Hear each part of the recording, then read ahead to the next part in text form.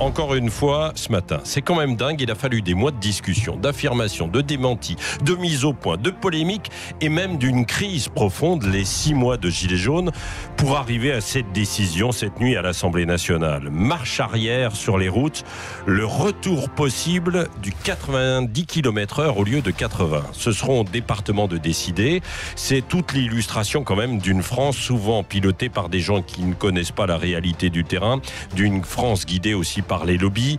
D'un côté, les défenseurs de la route qui s'opposent à tout changement, comme des associations d'automobilistes, notre ami Pierre Chasseret, que l'on connaît bien, et puis de l'autre, les militants qui refusent souvent la discussion, les associations de lutte contre la violence routière. Franchement, est-ce qu'on n'aurait pas pu éviter tout cela ? Que ça serve en tout cas de leçon. N'oublions pas que le bon sens dans les prises de décision, ça a du bon, je puis dire. Ouais. Mais il faut arrêter de dire souvent que le bon sens, c'est de la démagogie, parce que ça, c'est souvent ce qui est très répandu. Non, le bon sens, c'est souvent du réalisme. Le 80 km/h uniforme sur toutes les routes, c'était une exagération. Bien que la vitesse soit dangereuse quand elle n'est pas maîtrisée, on en est absolument certain. Mais sur certains tronçons, descendre à 80 km/h, ça veut dire rouler à 75-80 pour ne pas dépasser la limitation. Mais c'était complètement aberrant. Ou alors, on arrête tout et on ne roule plus en voiture, Mais alors, à l'inverse, tout remettre à 90 km/h est tout aussi absurde.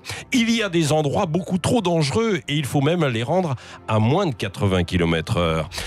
Il ne faudrait pas non plus que Édouard Philippe se défausse un peu plus facilement, parce qu'il a avalé son chapeau, il renvoie la balle au département avec une forme d'avertissement, à vous de jouer.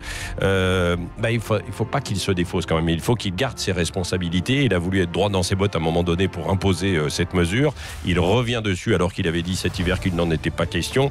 Tout ça a quand même coûté d'argent parce que les panneaux, on les a changés. On les a fabriqués. L'estimation, c'était entre 6 et 12 millions d'euros. Il va falloir relancer des études. Oui, c'est quand même assez étrange. Tout ça est un peu de gâchis. Oui, absolument. On marche un peu sur la tête. Ça nous rappelle quand même, puisque quand on parle à chaque fois aussi des départementales, des nationales, ça nous remet un petit peu de nostalgie en tête. National 7.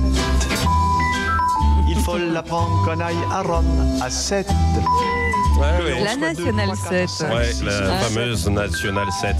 Parfois un peu dangereuse. Parce qu'en plus, à l'époque, non mais c'est vrai, il y avait beaucoup plus de victimes sur les routes parce que les voitures n'étaient pas sécurisées non plus. Non seulement les routes ne l'étaient pas, les voitures non plus. Je vous rappelle quand même qu'on ne portait pas la ceinture de sécurité non plus. Oui. Bon monsieur. Bien sûr. Oui.